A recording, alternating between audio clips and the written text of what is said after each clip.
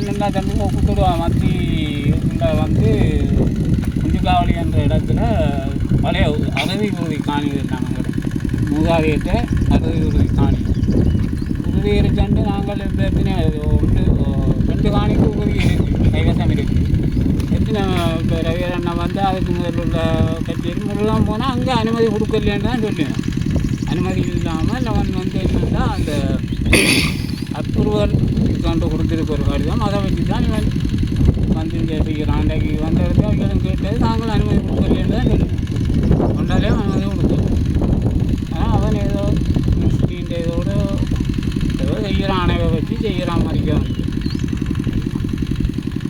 மற்ற நாங்கள் ஜிஏட்ட போனாங்க ஒரு 50 பேருக்கிட்ட ஆட்களை கூட்டி வந்து போனாங்க அப்போ போன இடத்துல அவர் சொன்ன ஜிஏ என்னன்னா இதை வந்து நாங்கள் தற்காலிகமாக நிப்பாட்டுறோம் இது வந்து அவையில் டிசிசி மீட்டிங்லேயோ என்ன தெரியும் அனுமதி எடுக்கல ஆனால் மகாவலி தான் இது கொடுத்துருக்காங்கன்னு சொல்லித்தான் இது தொடங்குவேன் அதே மாதிரி மற்ற என்னென்னா இந்த அவர் சொன்னவர்னா தற்காலிகமாக நாங்கள் நிப்பாட்டுறோம் அதில் வந்து உடனே நாங்கள் அவன் உறுதியையும் கொடுத்து காணிக்காரத்தை உறுதியையும் கொடுத்து உடனே நிப்பாட்டுறதுன்னு தான் அவர் அவங்களுக்கு பார்க்கணும் வந்தது தற்காலிகமாக நிப்பாட்டி போட்டு அடுத்த நடவடிக்கையை பார்ப்பேன் ஆனால் அவங்களும் இங்கே பார்த்தா ஃபுல்லாக வேலை செய்து கொண்டே தான் இருக்காங்க இதுக்கு ஆரம்பத்தில் வந்து நாங்கள் இதுக்கு வேலை செய்யாமல் விட்ட காரணம் வந்து இது வந்து வன ஜீவராஜி போட் போட்டு தேக்கினது எங்களோட வயல் நிலத்துக்கு வந்து வன ஜீவராஜி போட் போட்டோன்னு நாங்கள் அதுக்கு இறங்கினா எங்களுக்கு நடவடிக்கை எடுக்கப்படும் எங்களுக்கு சட்டம் வந்து பின்னேரம் நாங்கள் இறங்கியிருந்தால் ஜெயிலாயிருக்கு ஆனால் எங்கள்கிட்ட அனுமதி பத்திரம் இருந்தும்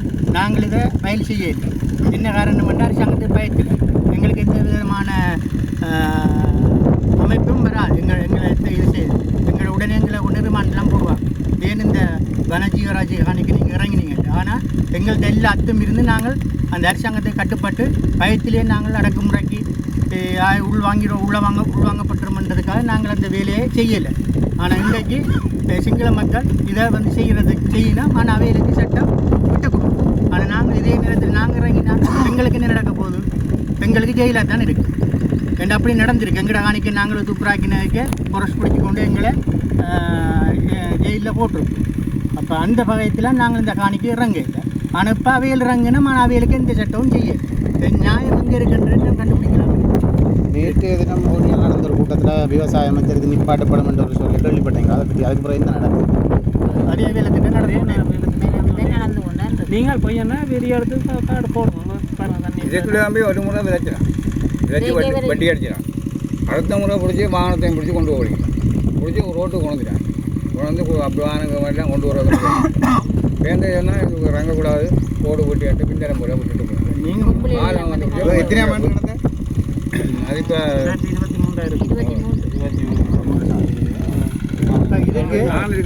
23 இவ்வளோ காணியும் தள்ளினாக்கி இந்த விதத்தில் பொருஷ்டம் வந்து கேட்கல சிம்பரையில் கொண்டு விட்டுரும். ஆனால் நாங்கள் தர வழியாக எங்கள்கிட்ட ஜேசிபி என்ன செய்திருப்பார் எந்த நீதிமன்றத்தில் கிடந்து அது வரைக்கும் நாங்களும் நின்று நாங்களும் அவையில் ஒற்ற அனுமதியுமே காட்டல புரஸ்ட்டுக்கு இங்கே காட்டாமல் அதே ஜேசிபியும் கொண்டு போனது புரஸ்ட் போலீஸ் வந்தது எஸ்டிஎஃப் வந்து எல்லாம் கொண்டு போய் இடையில விட்டுட்டாங்க எங்கே கொண்டு விட்டாங்கன்னு தெரியாது ஆனால் இடையில விட்டுட்டாங்க அது புறமாக வந்து வேலை செய்கிறாங்களாங்க. இதுக்கு சரியான தீர்வு எங்களை பொறுத்தளவுக்கு மக்களாகிய நாங்கள் எல்லாரும் இதுக்கு சரியான ஒரு உண்ணாவிரதம் ஆர்ப்பாட்டம் மட்டும் செய்தால்தான் இதை இந்த வேலை திட்டத்தை நிறுத்தலாம்ன்றதான் இந்த கணிப்பு. எத்தனை ஏக்கர் காணி இதில் அப்படி இருக்குது? எத்தனை ஏக்கர் காணி இப்போ அபகரிக்கப்பட்டிருக்கு? இது 48 ஏக்கர் தான் நிறுத்தம் சொல்கிறேன். நான் இப்படியே தொடர்ந்து பார்க்கறேன்டா அங்கேருந்து எவ்வளோ 100-150 ஏக்கருக்கு மேலே இப்படியே போகும் போல உப்பளம் செய்கிறேன்னு சொன்னேன்னா ஒரு 10 ஏக்கர் 20 ஏக்கர் செய்யலாம். அது உப்பளம் செய்கிறது சொன்னால் குறைஞ்ச ஒரு 100 ஏக்கரில் உப்பளம் செய்வான். அதை வச்சு ஸ்டொப் பண்ணுறதுக்கு ஒரு 100 ஏக்கர் காணி வேணும். மற்றதை சும்மா உப்பளம் இதில் போட்டுட்டு அவன் இப்போ உப்பளத்தை அடிக்கிற வந்து இதில் பெரிய பில்டிங் கட்டுவானு. சும்மா வந்து உப்பளத்தை வந்து இதில் பள்ளியை போட்டு உடனே ஏற்றி கொண்டு விட்டாமல் அது வந்து உப்பளம் வந்து உப்பை அள்ளி வச்சு தான் பேருந்து விளைய வைக்கிறது. அதுதான் அப்போ தான் அதில் உப்புன்ற தன்மை கூடும். அப்போ இவன் இதை அடிக்கிற சும்மா வந்து சாம்பிள் ஆனவன் இதனால் பிரச்சனை வருதா இல்லையான்னு பார்க்குறேன். மற்றது இது இவன் சாம்பிளை விட நாங்கள் இப்போ மேலிடங்களை போய்க்க எங்களுக்கு தான் பிரச்சனை கொடுத்தேன்னு சொன்னால் இப்போ பொது சண்டைங்க அறிவிக்கிறத சொல்லியிருக்கேன்னா இது சம்பந்தமாக இந்த நடவடிக்கையை தடுக்க முற்படுற அவ்வளோ பேரையும் அரெஸ்ட் பண்ண சொல்லி கொக்கரா போலீஸுக்கு அனுமதி கொடுத்துருக்கு. நாங்கள் முதல் கொடுத்த இதை வந்து தடுக்கிறதுக்கு எம்பி மேலே கொடுக்கணும் இங்கே வச்சு கதைச்சி சரி போய் இங்கே இந்த பசத்தில் வச்சு ஜனத்தை கொடுக்கொண்டு ஆர்ப்பாட்டம் பண்ணோம்னா இதால் எங்களுக்கு திருப்பி எங்களை தான் பிரச்சனை வருது. எங்களை காணிக்க நாங்கள் வந்து எங்களை போலீஸ் அரெஸ்ட் பண்ணுறேன்னு சொன்னால் நீங்கள் சொன்ன மாதிரி ஒரு மம்பட்டி போய் தரிச்சாங்க நீங்கள் 4 வருஷமாக வழக்கு நடந்தது. எத்தனை கண்ணா வரதை தரிச்சு இதில் ஹோட்டல் போட்டு வச்சுக்கிறாங்க. இந்த சைட்டு போய் பார்த்தீங்கன்னா தெரியும் எத்தனை கண்ணா தரித்து ஆயுள் தண்டனைன்னு சொல்கிறாங்க கோர்ட்ஸில். அந்த உங்களா கண்ணாவும் சிங்கள மக்கள் தரிக்கணும்னு சொன்னால் ஒரு தமிழ் மகன் அந்த மம்பட்டிக்கு என்னது பண்ணுறாங்க. மம்பட்டிக்கு என்ன பண்ணாங்க, அவன் தண்டை வாதாரத்துக்காக அந்த மம்பட்டிக்கு பிடிக்க வேண்டும். அதை யோசிக்கிறாங்க. அதை போன்ற உங்களா மரத்தை தெரிஞ்சாங்க அந்த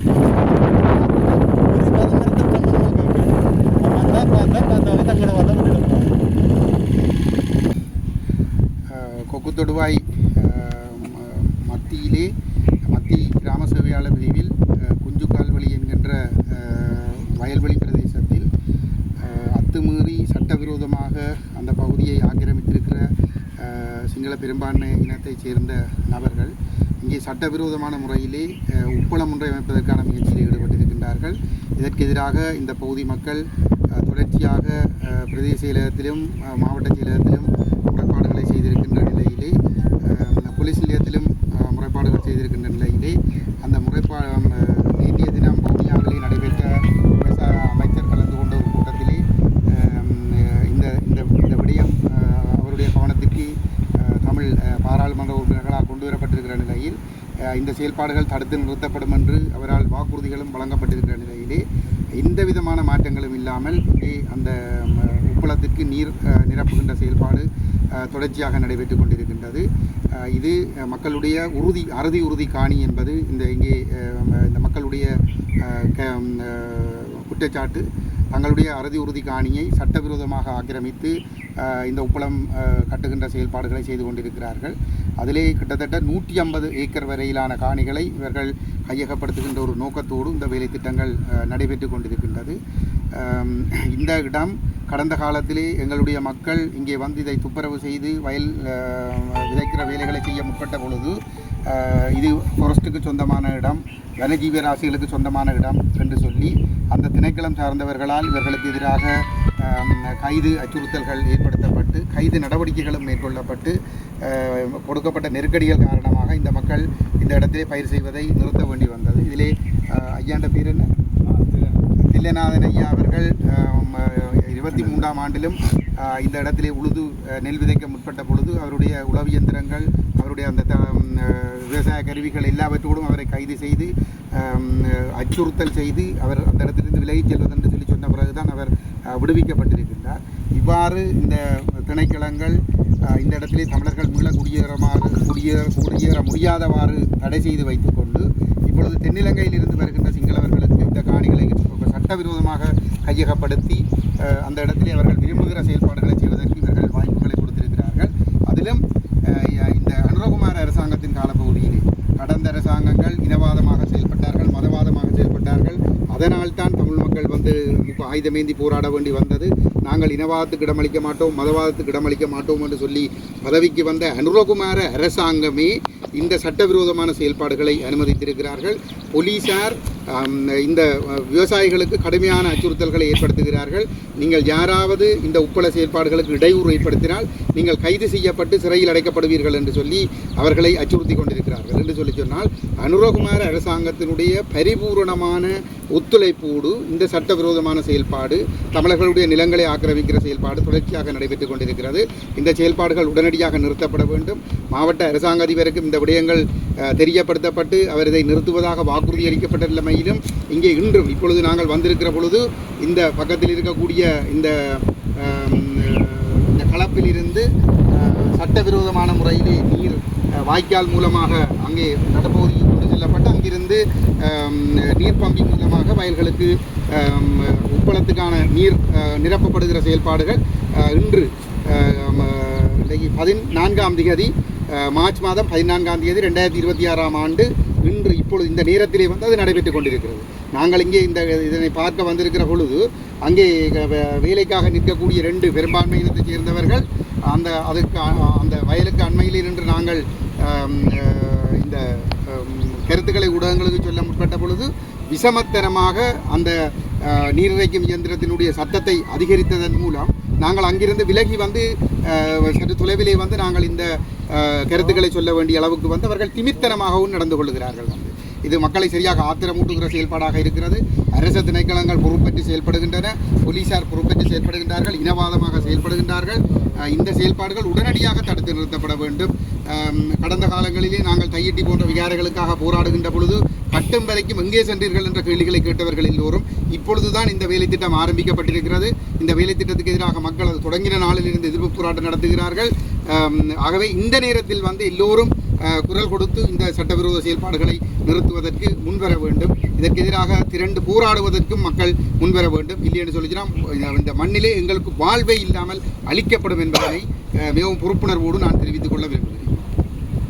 மற்றது இங்கே இந்த இதில் வந்து இந்த இதில் இவர்கள் இந்த பகுதி விவசாயிகள் இந்த காணிக்கு சொந்தக்காரர்கள் கடந்த காலங்களிலே இவர்கள் போர் முடிந்து ஊருக்கு திரும்பிய பிற்பாடு தங்களுடைய வாழ்வாதாரத்திற்காக ஒரு பிறகுக்காக வந்து 4 தடிகளை வெட்டினாலோ காய்ந்த தடிகளை வெட்டினாலோ அல்லது வந்து வயலிலே கொத்துவதற்காக மண்வெட்டிக்கு போடுவதற்கு ஒரு பிடி வெட்டினாலோ தாங்கள் கைது செய்யப்பட்டு தங்களுக்கு எதிராக வழக்குகள் போடப்பட்டிருக்கிறது.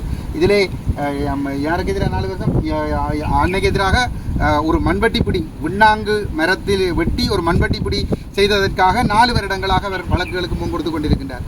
ஆனால் இங்கே இலங்கை சட்டத்திலே மிக கடுமையாக தடை செய்யப்பட்டிருக்கிறார். கண்டல் தாவரங்களை அழிப்பது என்பது வந்து பாரிய குற்றமாக சொல்லப்படுகிறது. அந்த கண்டல் தாவரங்களை அழித்து இங்கே கொட்டகை அமைக்கப்பட்டிருக்கிறது. இது தொடர்பாக இன்று வரை இந்த இடத்துக்கு வந்த விசேட அதிரடிப்படையினரோ காவல்துறையினரோ வன ஜீவராசிகள் திணைக்களத்தினரோ வன பாதுகாப்பு திணைக்களத்தினரோ வேறு எந்த திணைக்களம் சார்ந்தவர்களும் வந்து எந்த விதமான நடவடிக்கைகளும் எடுக்கவில்லை. அது பெரும்பான்மையினை சிங்களவர்கள் என்பதனால் வந்து அவர்கள் எதையும் செய்யலாம் என்று அனுமதிக்கப்பட்டிருக்கிறது.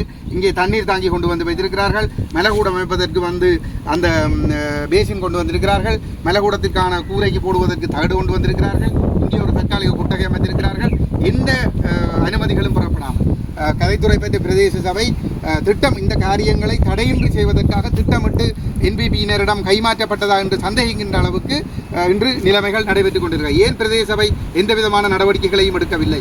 இது உறுதிக்காணிகள் இருக்கின்ற பொழுது இந்த கண்டல் தாவரங்கள் இருக்கின்ற பகுதியிலே அழித்து இந்த கொட்டகை போடப்பட்டிருக்கிறது என்று சொன்னால் என்ன அடிப்படையில் இது நடைபெற்றிருக்கிறது? ஆகவே இந்த விடயங்களுக்கு எதிராக மக்கள் அணிதிரண்டு போராடுவது மட்டும்தான் இதை தடுத்து நிறுத்துவதற்கான ஒரே வழியாக இருக்க முடியும்.